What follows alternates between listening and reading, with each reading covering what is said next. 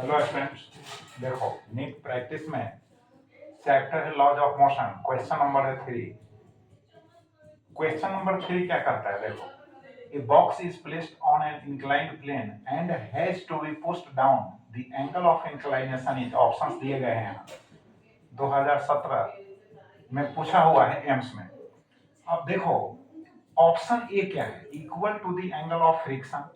B में है more than the angle of friction. C में है equal to the angle of repose, less than the angle of repose. तो सबसे पहले इंक्लाइंड प्लेन को समझो।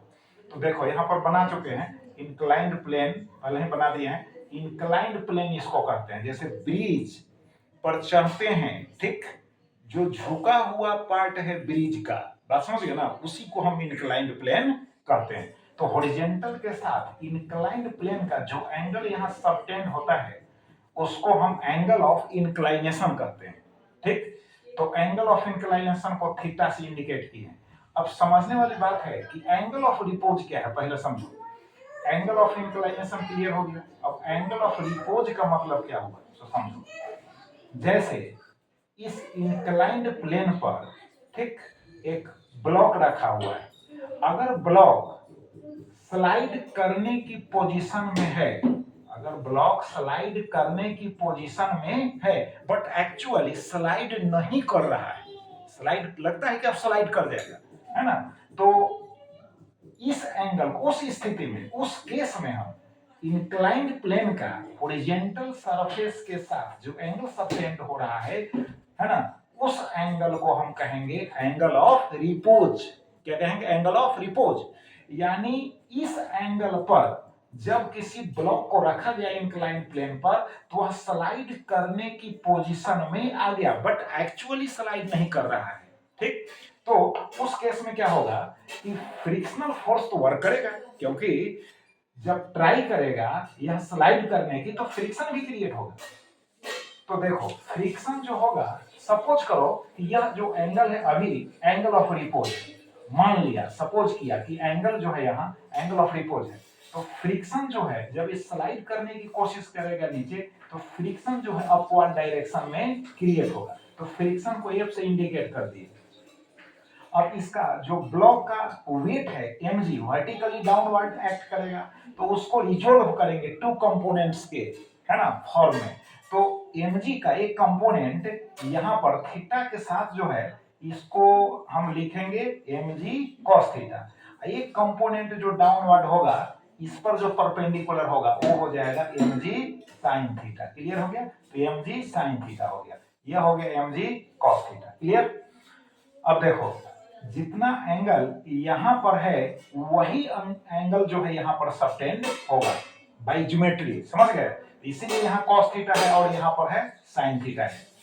तो इस केस में कब, जब यह स्लाइड करने की पोजीशन में है तो हम इस एंगल को एंगल ऑफ रिपोज कहेंगे। तो देखो mg जो sin थीटा है, mg sin थीटा, ठीक है, इज इक्वल टू हो जाएगा फ्रिक्शन, फ्रिक्शन के इक्वल होगा। और mg जो cos थीटा है वह जो होगा नॉर्मल फोर्स के इक्वल होगा। देखो ये नॉर्मल फोर्स हो गया, नॉर्मल फोर्स हो गया। तो mg cos थीटा जो होगा वह नॉर्मल फोर्स के इक्वल होगा।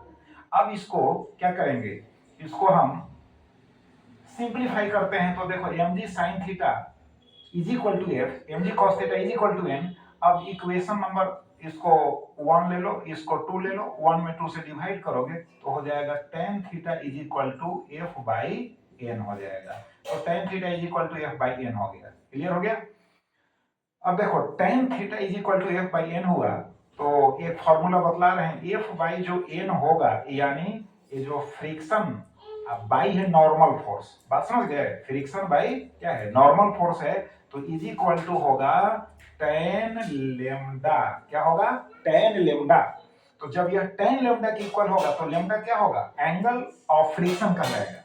तो tan लेम्डा में लेम्डा जो है एंगल ऑफ फ्रिक्शन है। क्लियर? तो अब इस केस में क्या हो जाएगा कि tan थीटा जो होगा इज इक्वल टू हो जाएगा tan लेम्डा। क्लियर? तो एक इक्वेशन मिल गया। तो कब मिला? जब एंगल ऑफ रिपोज इसको हम कंसीडर किए हैं तब। एंगल ऑफ रिपोज कंसीडर क्यों किए हैं? क्योंकि इस एंगल पर जो प्लेन है जिसको हम इंक्लाइंड प्लेन कर रहे हैं, इस इंक्लाइंड प्लेन पर जो रखा हुआ ब्लॉक है ना, यानी जस्ट स्लाइड करने की पोजीशन में है बट एक्चुअली स्लाइड नहीं कर रहा है। क्लियर?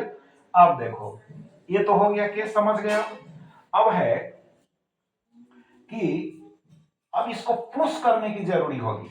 जब इसको पुश करने की हमको जरूरी होगी, इसका मतलब है कि यह कंप्लीटली रेस्ट में ब्लॉक होगा, और जब कंप्लीटली ब्लॉक रेस्ट में होगा तभी ना हम पुश करेंगे जी।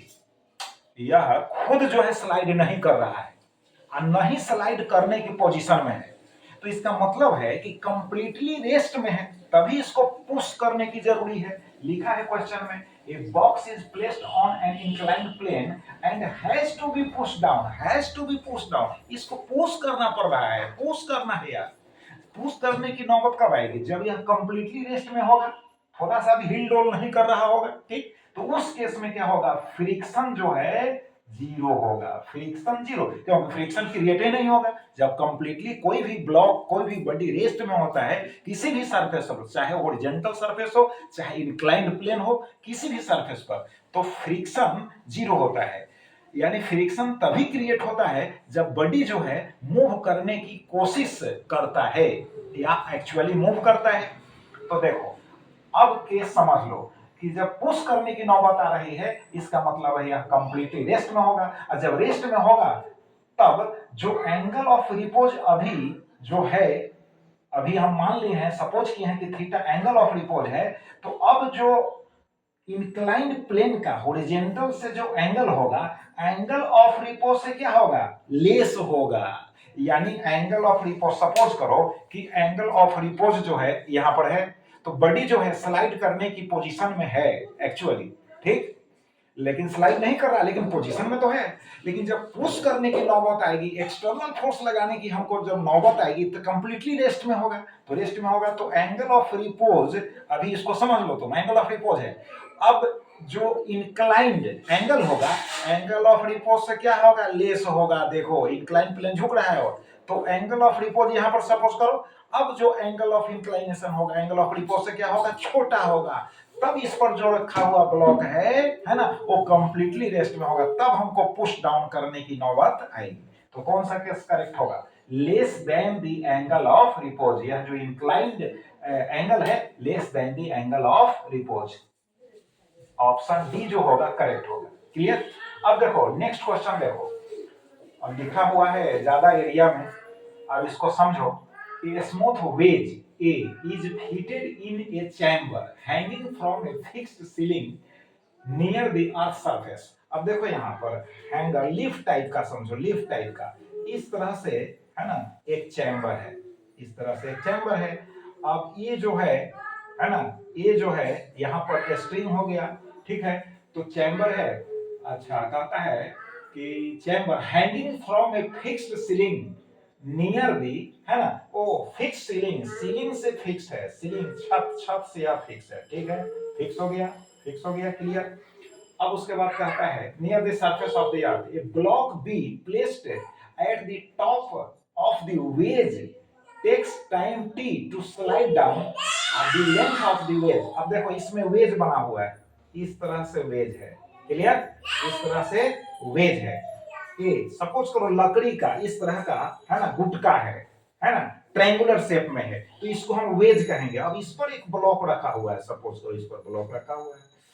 अब ब्लॉक रखा हुआ है और ये जो है फिक्स है और इससे ये अटैच है चैम्बर, तो जो ब्लॉक है B placed at the top of the veg, इसको वेज कहेंगे हम, जो ट्रायंगुलर शेप में है और इसके टॉप में रखा हुआ है। अब कितना टाइम लेता है? T to slide down the length of the wedge, यहां से यहां तक आने में इसको समय लगता है, टाइम लगता है टी।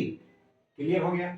अब उसके बाद देखो, अब कहता है we place the block at the top of the wedge and the cable, है ना, supporting the chamber is broken. अब इसको जब यहां से यहां ये आ जाता है, तो फिर इसको उठाकर इस पर, है ना, टॉप पोजीशन में हम रख देते हैं, ठीक? और उस केस में ये जो कह रहा है कि सपोर्टिंग जो केबल है, जो वायर है, यह जो वायर है, इसी को केबल कह रहे हैं, ये जो वायर है यानी केबल है supporting the chamber is broken at that instant, यह टूट जाता है। क्या होता है? ब्रोकन। जब यह ब्रोकन होगा, टूट जाएगा, तो अब क्या होगा? तो टूटने पर क्या होगा? यह फ्री फॉल हो जाएगा। यह होल जो चैम्बर है अपने को फ्री फॉल समझेगा। बात समझ गए ना? जैसे कोई ट्री है और उससे कोई फ्रूट अलग होता है तो फ्रीली जो है अंडर एक्शन ऑफ ग्रेविटी नीचे की ओर आता है कि नहीं, तो उसको फ्री फॉल कहते हैं। तो उसका जो एक्सलेशन होगा स्मॉल जी होगा, जो 9.8 मीटर पर सेकेंड स्क्वायर की इक्वल होगा। क्लियर हो गया? अर्थ के सरफेस के नियर अबाउट। तो अब जब ये ब्रोकन होगा तो फ्री फॉल यानी इसका एक्सलेशन जी होगा, तो जी एक्सलेशन से जो है whole system will fall down. इसका मतलब है कि यह अब स्लाइड नहीं करेगा, बल्कि यह भी है ना इसके साथ जो है ना नीचे की ओर आएगा। तो देखो भाई कौन सा केस करेक्ट होगा? टेक है ना longer time than T to slide down the wedge, slide तो करेगा नहीं। टेक शॉर्टर टाइम, स्लाइड तो करेगा नहीं। रिमेन एट द टॉप, यानी सी ऑप्शन होगा, रिमेन एट द टॉप, यानी वह टॉप में ही बना हुआ रहेगा, वेज के टॉप पोजीशन पर बना हुआ रहेगा, क्योंकि होल सिस्टम जो है फ्री फॉल में होगा, तो उस पर भी स्मॉल जी काम करेगा, तो ये टोटल सिस्टम नीचे की ओर आ जाएगा। क्लियर? अब चलो नेक्स्ट क्वेश्चन देखो। नेक्स्ट क्वेश्चन में क्या है? देखो यहाँ इस सरफेस पर एक ब्लॉक रखा हुआ है, एम डैश मास है, और एक पर्सन है, एक बॉय है, जिसका मास कैपिटल एम है और इसका एम डैश है।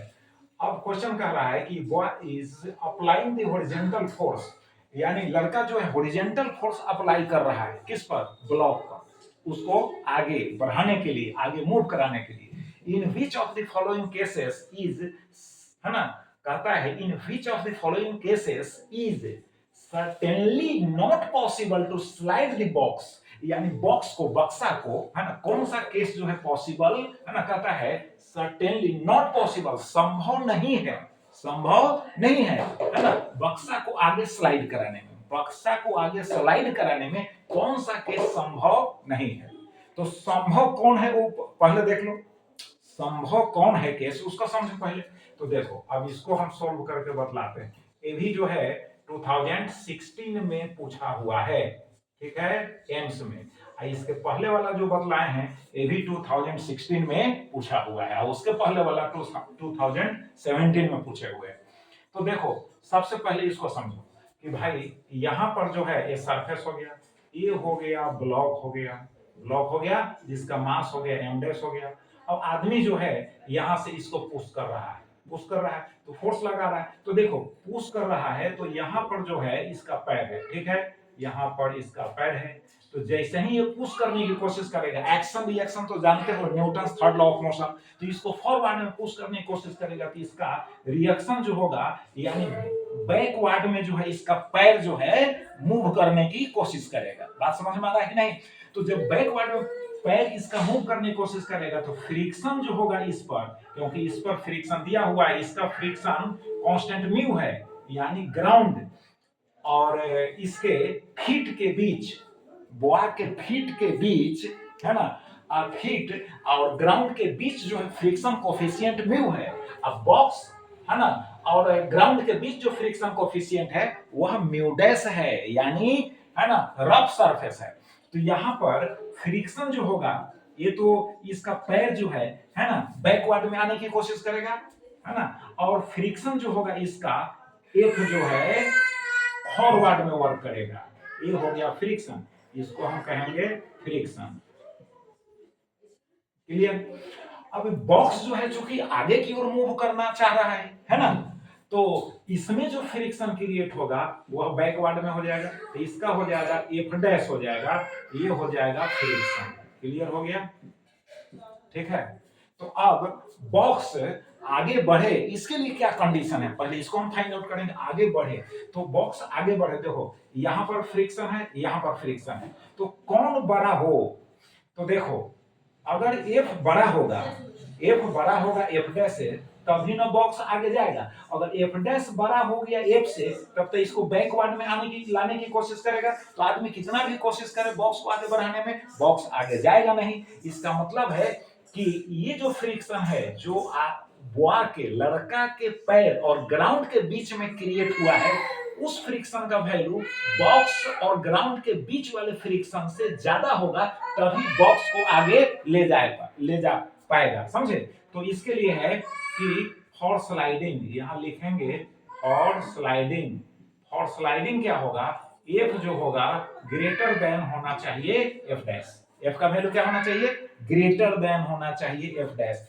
एफ इज इक्वल टू होता है म्यू एम, क्या होता है म्यू एम, ग्रेटर देन हो जाएगा यहाँ म्यू डैश एम हो जाएगा, और यहाँ पर होगा mu M is equal to M G, तो गोवा के लिए हो जाएगा एम जी, और यहाँ पर हो जाएगा बॉक्स के लिए हो जाएगा म्यू डैश एम डैश जी, जी को उड़ा दो तो म्यू है ना एम ग्रेटर देन हो जाएगा म्यू डैश एम डैश। अब क्लियर हो गया? तो म्यू बड़ा होना चाहिए, बात समझ गए, म्यू बड़ा होना चाहिए, एम भी बड़ा होना चाहिए। तो देखिए कंडीशन, तो ये कंडीशन होगा तब स्लाइड करेगा, ऐसा कंडीशन नहीं होगा तो समझो स्लाइड नहीं करेगा। बात क्लियर है? तो ऐसा कंडीशन न हो, यानी म्यू बड़ा न हो, म्यू बड़ा न हो और एम ही बड़ा हो। तो देखो म्यू छोटा है, इसमें भी है ना, देखो इसमें म्यू छोटा है, क्लियर, म्यू छोटा है, म्यू डैश है, और एम छोटा है एम डैश है, तो दोनों छोटा है, इसका मतलब दोनों बड़ा होना चाहिए, तो यहाँ दोनों जस्ट छोटा है, म्यू भी म्यू डैश से छोटा है, एम भी एम डैश से छोटा है, इसलिए ऑप्शन यही करेक्ट होगा, क्योंकि नॉट पॉसिबल वाला कह रहा है। और जिसमें म्यू बड़ा है, देखो ये म्यू बड़ा है, म्यू बड़ा है, यहाँ पर म्यू बड़ा है, क्या है एम छोटा है, लेकिन म्यू बड़ा है, यहाँ पर भी देखो म्यू बड़ा है, यहाँ पर देखो म्यू छोटा है बट एम बड़ा है। तो कहने का मतलब है कि एनी हाउ जो है इधर से जो है ना फ्रिक्शन जो वर्क कर रहा है उसका है ना वैल्यू जो होना चाहिए, तो वैल्यू में यहाँ म्यू भी है एम भी है, जी तो कैंसिल हो गया है लेकिन म्यू एम है कि नहीं, तो इसमें एक फैक्टर बड़ा हो रहा है तो पॉसिबिलिटी बन रहा है। लेकिन यहां पर देखो इस केस में देखो म्यू डैश से छोटा है, एम डैश से छोटा है, दोनों छोटा ही है यार, म्यू भी छोटा है एम भी छोटा है, तो ये तो केस पॉसिबल नहीं लगता है। तो अगर ऐसा होगा तो ब्लॉक जो होगा स्लाइड नहीं करेगा। क्लियर हो गया कि नहीं? ऐसा होगा तो ब्लॉक स्लाइड नहीं करेगा, तो ऑप्शन ए जो होगा करेक्ट होगा। अब समझ गए? तो ये चीज आपको तीनों क्वेश्चन से मिला क्या, फ्रिक्शन के बारे में जानकारी मिली। अगर फ्रिक्शन नहीं पढ़े होंगे तो आज फ्रिक्शन समझ लिए आप क्वेश्चन के माध्यम से, ऐसे भी फिर हम समझा ही देते हैं। देखो जब कोई ब्लॉक जो है, जब कोई बॉडी जो है किसी भी सरफेस पर कंप्लीटली रेस्ट में हो तो फ्रिक्शन इज इक्वल टू 0 होगा। जब बॉडी ट्राई करता है मूव करने के किसी भी डायरेक्शन में तो फ्रिक्शन है ना उसके मोशन के है ना डायरेक्शन के अपोजिट डायरेक्शन में कॉन्टैक्ट सरफेसेस के बीच में क्रिएट होता है। क्लियर हो गया? अब तो भूलोगे नहीं कि फ्रिक्शन जो है ऑलवेज जो है ना रिलेटिव मोशन का अपोज ही करता है, रिलेटिव मोशन का अपोज ही करता है। जैसे एक टॉपिक और हम समझा दे रहे हैं, 12th में पढ़ना है और मोस्ट इंपॉर्टेंट है, और वो है क्या लेंज लॉ है कि एक क्लोज्ड कॉइल होता है, बात समझ गए, और उसके सामने है ना एक बार मैग्नेट को हम प्लेस कर दिया, तो क्या बार मैग्नेट को प्लेस करने से क्लोज्ड कॉइल में करंट इंड्यूस होगा, ईएमएफ इंड्यूस होगा? कभी भी नहीं होगा। जब तक कि दोनों के बीच में रिलेटिव मोशन नहीं होगा है ना, तो न करंट इंड्यूस होगा और न ही ईएमएफ इंड्यूस होगा। तो ऐसा एग्जाम में पूछ देता है कि रेस्ट में है, दोनों रेस्ट में है, तो क्या करंट इंड्यूस होगा? तो नहीं इंड्यूस होगा। समझ गए? यानी दोनों के बीच में क्लोज्ड कॉइल एंड क्या बार मैग्नेट के बीच में जब रिलेटिव मोशन होगा तभी ईएमएफ इंड्यूस होगा और करंट इंड्यूस होगा। बात समझ गए? सिमिलरली जो है ना फ्रिक्शन तभी क्रिएट होगा जब बॉडी ट्राई करेगा मूव करने की इन एनी डायरेक्शन। बात समझ गए? तो उसके अपोजिट डायरेक्शन में जो होगा फ्रिक्शन क्रिएट होगा। क्लियर हो गया? तो फिर नेक्स्ट वीडियो में हम मिलेंगे। अब इनको आप प्रैक्टिस करो। Thank you.